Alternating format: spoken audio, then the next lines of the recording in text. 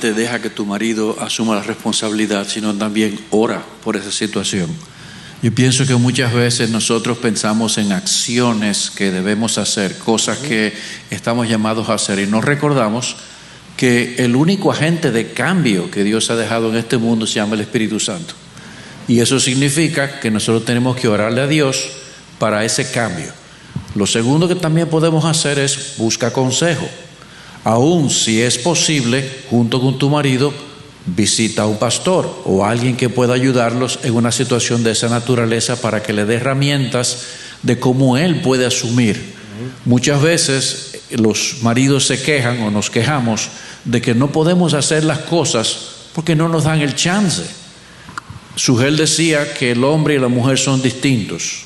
En la experiencia, y aquí hay muchos hombres, qué bueno, me alegro de que se haya cumplido lo que yo pedía al principio. Nosotros somos un poco más lentos que las hermanas a la hora de decidir. Y eso desespera a las hermanas, que terminan haciendo lo que ellas quisieran que sucediera. Y eso es algo que va en contra de la iniciativa del hombre en el hogar. O sea que hay muchas cosas que se pueden hacer. No solamente recordar que el papel de nosotros es estar en sumisión y dejar que el hombre sea la cabeza. Bueno, yo pienso, estoy muy de acuerdo con lo que dicen los pastores, y quizás a eso pudiera añadir que esta mujer con un espíritu afable y apacible sea esa ayuda idónea de ese hombre. Obviamente luego de buscar consejo y ver cuál es la mejor manera de ayudar. Es interesante que en Génesis 2 el Señor vio la necesidad de que Adán tenía y era una ayuda idónea. Entonces probablemente este hombre necesita esa ayuda idónea. Esa mujer que con ese respeto, aún sabiendo que él es la cabeza del hogar, que aunque no vea a ella ese liderazgo, él es el líder de la casa, ella pueda hacer esa ayuda, pueda buscar y ver cuál es la mejor manera de desarrollar ese liderazgo de ese hombre, y no ponerse ella a ser la líder de la casa, porque nuestra misión más bien es hacer que el liderazgo de nuestros maridos brille. Eso creo. La próxima pregunta también está entre las más votadas. Dice, ¿qué puedo hacer si mi deseo es atender mi hogar, pero mi esposo quiere que trabaje fuera?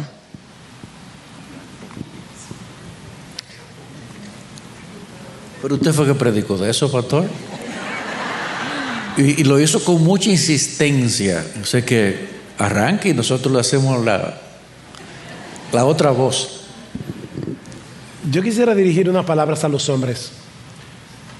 Es nuestro papel como hombres proteger a nuestras esposas, proteger nuestro hogar y proveer para nuestra familia.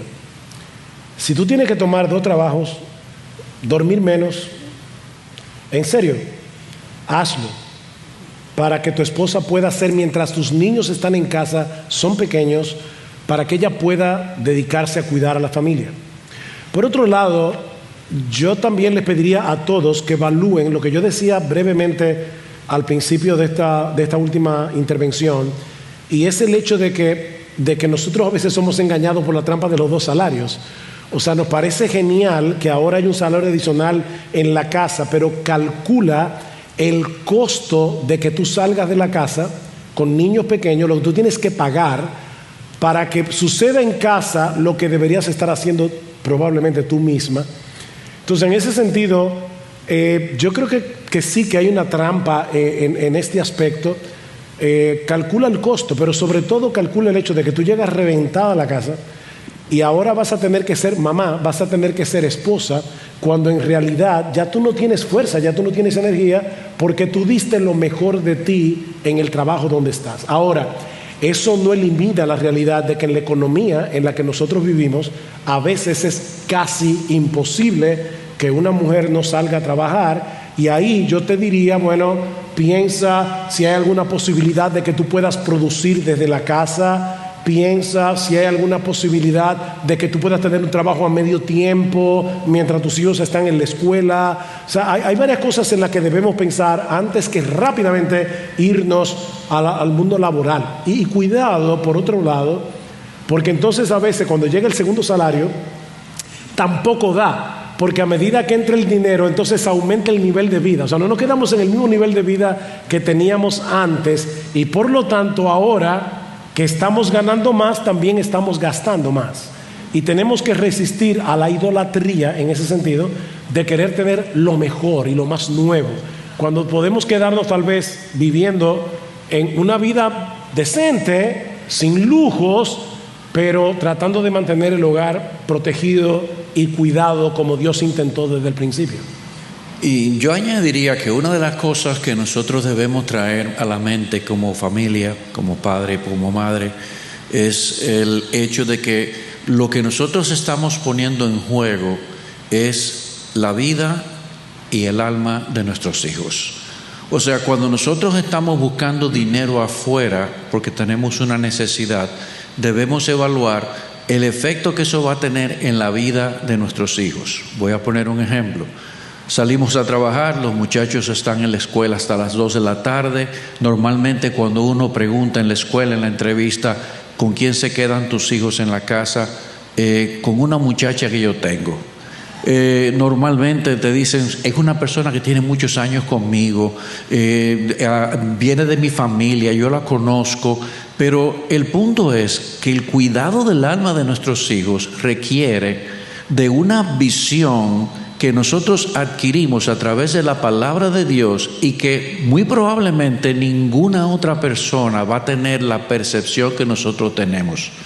¿Quién conoce más a los hijos que nosotros? Así que nosotros lo que estamos poniendo en balanza es comprarle a veces mejor ropa a nuestros hijos o tenerlos en mejores lugares de estudios versus el cuidado de su carácter y su desarrollo, sobre todo en las etapas tempranas de la vida. Porque más adelante ese tipo de cosas los muchachos mismos pueden tener ya un sistema que ha sido desarrollado en lo que pueden protegerse. Pero cuando están pequeños, cuando están bebés, cuando tienen 3 o 4 o 5 años, son etapas críticas que nosotros, como le digo yo a las personas, debemos preferir comer plátano y espaguetis y nosotros poder estar con nuestros hijos y cuidarlos. Esa es una etapa muy delicada en la vida de ellos. Bueno, yo creo que como bien decíamos también en la pregunta anterior, es importante orar, porque así como el liderazgo que uno quisiera ver en su hogar y no hay, eso puede ser algo que cargue nuestro corazón, queriendo quedarnos en la casa, pero teniendo que salir. Y yo creo que hay que orar porque es una obra que tiene que hacer el Espíritu de Dios en mi esposo, en mí, y no es algo que yo puedo imponer o nadie lo puede obligar. O sea, es algo que tiene que hacer Dios en su corazón. Y yo creo que también es importante entender que uno como mujer debe asumir el rol dentro de eso. O sea, yo tengo que seguir siendo fiel a Dios en medio de esas circunstancias, independientemente de que no sea tal vez mi deseo o lo que yo preferiría o no sea como lo excelente. Nosotros muchas veces basamos como decisiones que tomamos en que los resultados van a depender de mi esfuerzo, de que yo lo haga lo mejor que yo pueda, y realmente no descansamos en la gracia de Dios. Y tenemos que recordar mucho eso. Es la gracia de Dios lo que va a suplir lo que nosotros no podemos suplir. Es la gracia de Dios que va a hacer la obra en mi esposo. Es la gracia de Dios que va a obrar en mis hijos cuando yo no pueda hacer esa obra en ellos. Y como que recordar el Evangelio, que va a ser como el motor que nos va a ayudar a poder seguir hacia adelante en medio de esa circunstancia tan difícil. Porque volvemos a lo mismo, deberíamos buscar consejo, deberíamos orar, deberíamos tratar como mujeres sabias de hacer lo que está a nuestro alcance para poder hacer de una situación la mejor posible. Entendiendo que muchas veces también somos muy permeados por los patrones culturales. Queremos tener un estándar de vida, entendemos que tenemos que tener muchos lujos, que queremos tener muchas cosas, poner a nuestros hijos muchísimas clases, comprarle muchísimas cosas como para tener el éxito que nosotros queremos, pero realmente no descansamos en lo que Dios sí ha dicho. Y hay cosas pequeñitas que nosotros podemos seguir haciendo cada vez fiel en medio de esas circunstancias para mientras esperamos que el Señor nos dé como la salida a esa situación. Bueno, yo pudiera añadir que lamentablemente exponernos a principios, pensamientos, ideologías feministas, culturales, es triste saber que no vamos a salir ilesos. Pero es tan glorioso saber que en la sangre de Jesucristo podemos acudir y aún lavarnos y quitarnos ese sucio que se nos puede pegar. Y lo digo porque las redes sociales nos llevan a crear ciertas necesidades que no tenemos realmente, y muchas veces eso nos lleva a querer salir del hogar.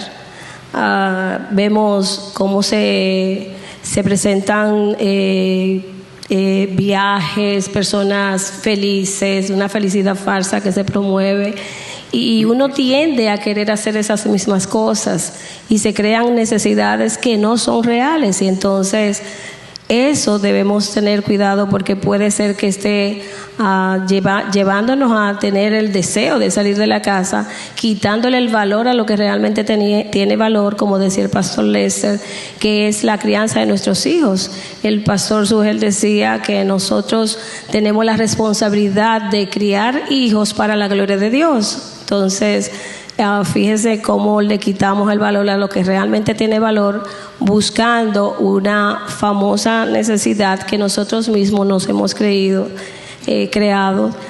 Decía Nicole que aún bajar nuestro estándar de vida, y yo creo que como es una pareja cristiana, algo que pudiera hacer es sentarse también y hablar estas cosas, hablar de qué es lo que ellos ven que tiene valor en su familia, o a qué ellos les van a dar importancia, y quizás llegar a un acuerdo. Probablemente ese hombre necesita esa mujer que le dé cierta orientación de qué es lo que realmente tiene valor en ellos.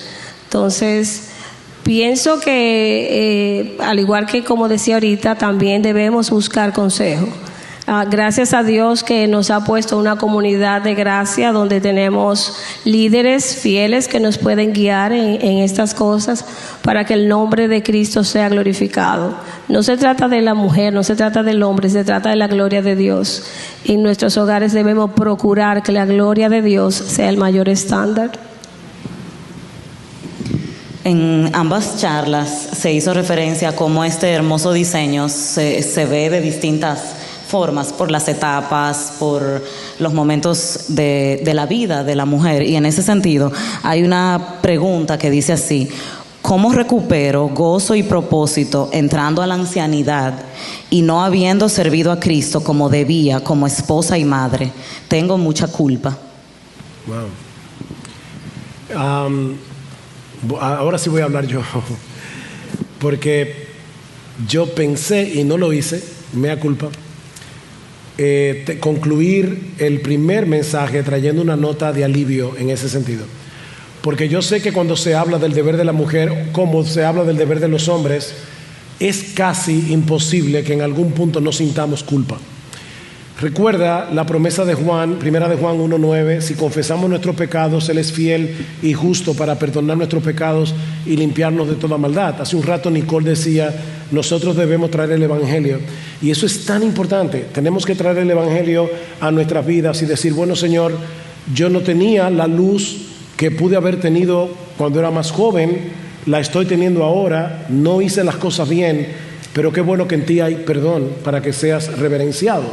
Entonces, acógete al perdón de Dios, y a partir de ahora, aún tú puedes tomar tu propio ejemplo y hacer lo que Pablo dice en Tito 2, y tomar a las más jóvenes y decirle, mírame a mí y no hagas lo que yo hice cuando era una mujer joven, porque me extravié en el camino, y todavía tú puedes ser un ejemplo, en este caso negativo, para hacerle mucho bien a aquellas mujeres que están subiendo en la iglesia. Pero ampárate en el Evangelio de Jesucristo. Él ha perdonado todos tus pecados si tú eres creyente.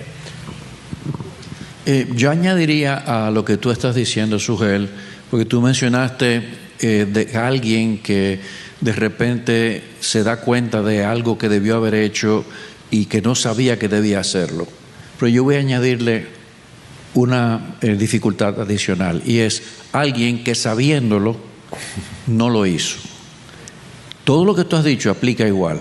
Si ahora se dio cuenta de que ha sido obstinada, de que ha sido una persona rebelde a la voz de Dios, pide perdón igualmente, y el Señor le promete la misma gracia: te voy a perdonar. Y ahora usa eso para ver a otras personas que tú veas en la misma situación en la que tú estabas y alentarles a que hagan lo bueno delante de Dios. Déjeme poner un ejemplo bíblico brevemente. En el evangelio de los 4 evangelios, 3 de ellos hablan de que Pedro negó al Señor. Ustedes conocen esa historia. Y en Hechos, Pedro se levanta en medio de una multitud, en Hechos 3, y le dice a los judíos: ustedes negaron al santo y al justo y pidieron que se os diera un homicida. Espérate. Escúchame, Pedro. ¿Qué fue lo que tú hiciste hace 40 días atrás? Que negaste al santo y al justo. Sin embargo, ¿qué hizo Pedro? Lloró amargamente, y el Señor Jesucristo lo restaura y le dice: Pedro, ¿sabes que tú me amas? Apacienta mis corderos. Y ahora Pedro, con toda valentía, puede pararse a predicar sin tener que decir: ustedes negaron al santo. Yo sé que yo también, pero no. Ustedes negaron al santo y al justo. Yo puedo proclamar la verdad de Dios, aunque leyendo la Biblia yo mismo vea reflejado mi pecado, leyendo la palabra, y venga a confesión y a perdón, y ya puedo libremente salir a proclamar las verdades divinas, porque mis pecados no anulan la verdad verdadera de Dios revelada en su palabra. No, simplemente decir que nuestro Dios es un Dios de segundas oportunidades. Creó un mundo perfecto, como decía el pastor Lester al inicio. Ese mundo cayó en desgracia, y justamente en su caída prometió un Salvador, porque Él es un Dios de segundas oportunidades. Yo creo que esta hermana tiene ahora la gran oportunidad de servir al Señor de diversas maneras, y el pastor decía eso, el pastor Sugel decía de ayudar a las demás a mirando su propio mal, a que las demás no hagan eso. Pero hay diversas formas dentro de la iglesia donde esta hermana ahora, con esta convicción de pecado, llegándose a un Señor cercano, quien perdona nuestros pecados e iniquidades, y ese Dios de segunda oportunidad, venir a la iglesia y comenzar a servir a pesar de su ancianidad.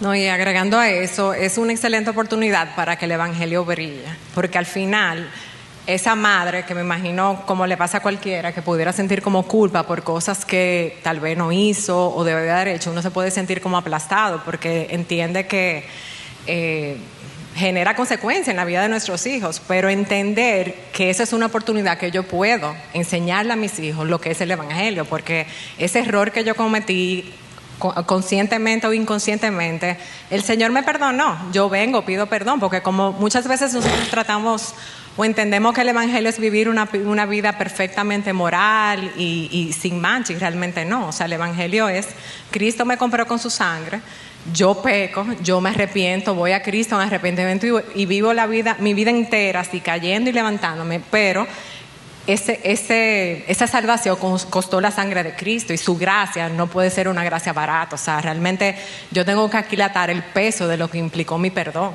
Y en ese sentido, aprovechar esas oportunidades que nos pasan todos los días con nuestros esposos, nuestros hijos, en los lugares de trabajo, para poder mostrar a Cristo. O sea, me siento culpable, bueno, yo pequé contra Dios, pequé contra ti, perdóname, Dios me perdonó. Yo quiero mostrarte cómo realmente es. Y entonces, como usted bien decía, como aprovechar esas oportunidades para instruir a otros con ese conocimiento. Gloria a Dios por Jesucristo, nuestro Salvador. Otro aspecto que vimos en las prédicas fue que el pastor nos estimulaba a conocer al Señor, a tener fortaleza espiritual, a estudiar teología. Incluso usted mencionó ejemplos específicos de mujeres teólogas, Elizabeth Elliot, y constantemente citaba también a otras hermanas. Hay dos preguntas relacionadas. Una dice, como mujer, ¿cuáles herramientas pueden ayudarme a crecer teológicamente para reflejar una vida piadosa centrada en Cristo?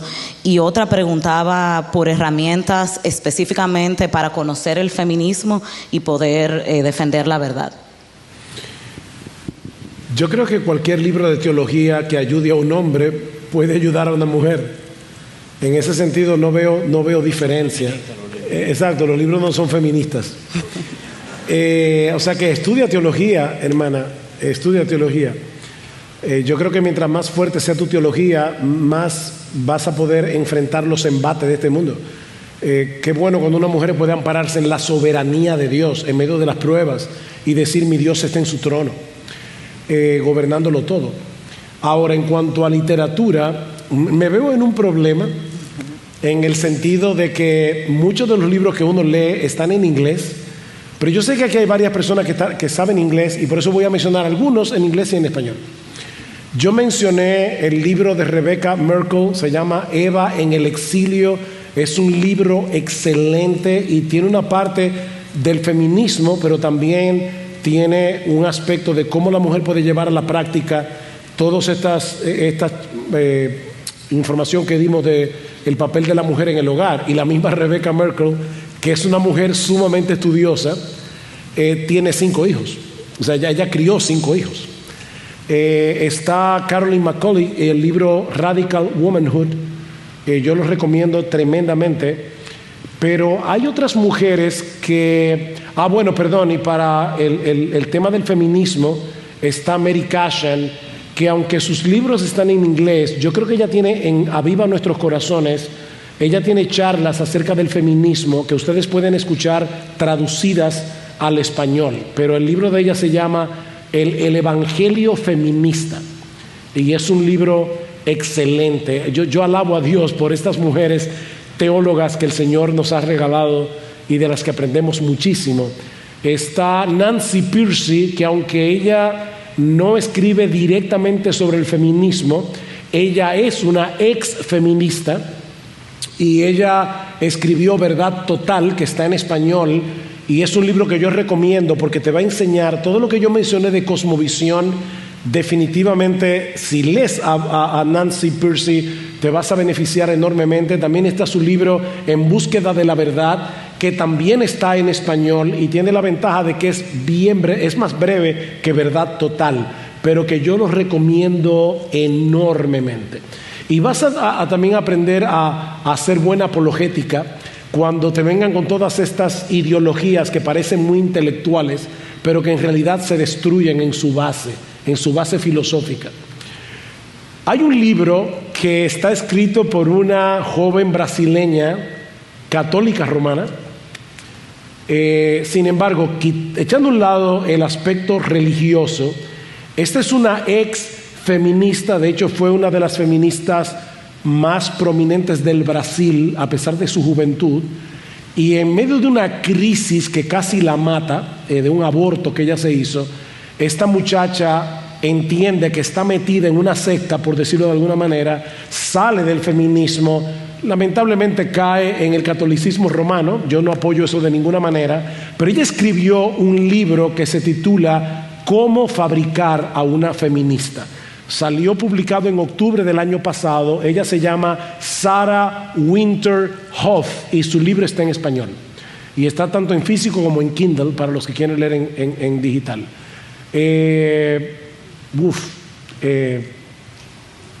Yo solamente iba a mencionar un solo libro. Lee tu Biblia. Obviamente, lee tu Biblia, sí. Yo realmente sí, yo entiendo que leer la Biblia es lo que va a transformar nuestra mente.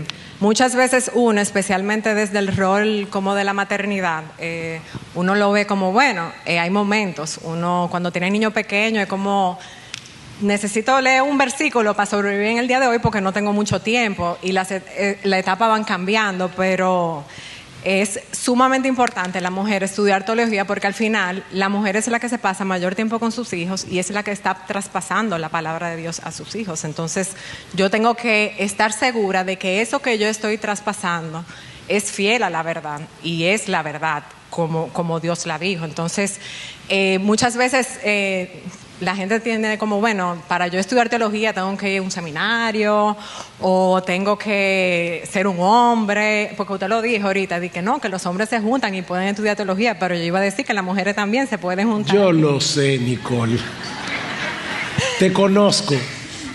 Pero en realidad uno tiene que verlo en el rol que uno le ha tocado, y la realidad es que para nuestros hijos es sumamente importante que nosotros como absorbamos la palabra y podamos traspasarla fielmente, aparte de la Biblia, que también es importante porque muchas veces cuando uno estudia la Biblia en contexto o en el orden cronológico, hay muchas maneras de estudiar la Biblia, y definitivamente cada vez que uno va como alternándola, uno se enriquece más, porque uno puede entender mejor su contexto, la historia de principio a fin, cómo Jesús está en cada página. O sea, hay miles de formas de estudiarla, y es un tesoro que uno tiene que ser intencional en profundizar en ella, en leerla, en atesorarla, porque a medida que uno se exponga a ella, es que su corazón y su mente va a ser renovada. Y es importante entender que Dios no solamente quiere nuestra fe de corazón, yo lo amo, o una fe al vacío, como que Dios lo dijo y yo salto y yo, no, Él quiere que nosotros lo amemos con nuestra mente, con nuestro corazón, con nuestra fuerza, con nuestro ser,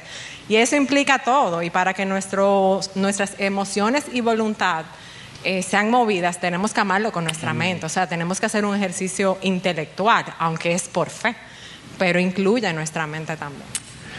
Yo asumí, ¿verdad? Y yo sé que fue una broma de Lester, pero yo asumí que la pregunta era parte de la Biblia. Pero hermanas, déjenme insistir en esto. Nada, absolutamente nada puede sustituir la Biblia. Cada vez que tú lees un libro escrito por un ser humano, tú tienes que ser crítico. Con la Biblia, yo me siento tan libre leyendo mi Biblia porque no tengo que filtrar absolutamente nada. Todo lo que dice aquí es palabra de Dios, y por lo tanto yo no tengo que estar pensando como Eva, ¿quién tendrá razón? ¿El diablo? No. Dios siempre tiene la razón. Qué bueno tener la Biblia. Ahora, quiero mencionar 2 libros más que se me olvidó. Hay un libro de Mary Vicky que se llama La bondad en la mujer. Yo no me acuerdo el título exactamente, pero es sobre la bondad en la mujer, y yo muy fuertemente endoso a Mary Vicky. Es una mujer muy piadosa y que conoce muy bien su Biblia. Y ella tiene otro libro que se llama Mami, no te vayas.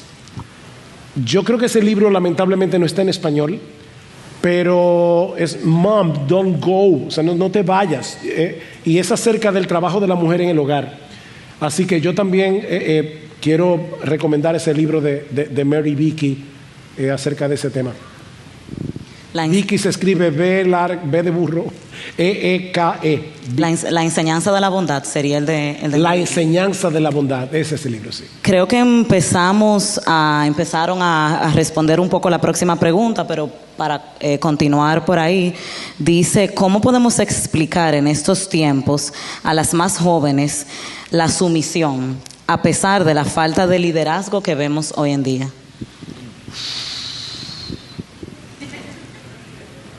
Eso es una pandemia peor que el coronavirus. Y saben que, hermanas, eso es lamentable, porque cuando uno ve en nuestros países, aún latinoamericanos, en los políticos, uno ve que hay una falta de liderazgo enorme. Es ahí donde quizás se ve más visible, pero tristemente eso ha penetrado en la iglesia. De hecho, yo debo decir con vergüenza que probablemente si nosotros hubiéramos hecho una charla para hombres, tal vez no hubieran venido tantos hombres. Y eso dice mucho de la falta de liderazgo masculino. Es como que yo no necesito aprender. No, hermanos.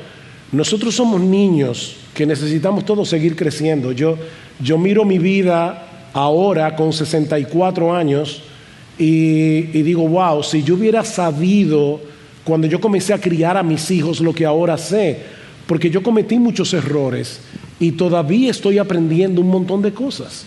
Pero ¿cómo enseñar la feminidad? Yo creo que hay un papel aquí de las mujeres en mostrar la alegría y el gozo de hacer la voluntad de Dios, aún en medio de circunstancias difíciles. Por eso es que la mujer se viste de fortaleza, tiene que vestirse de fortaleza.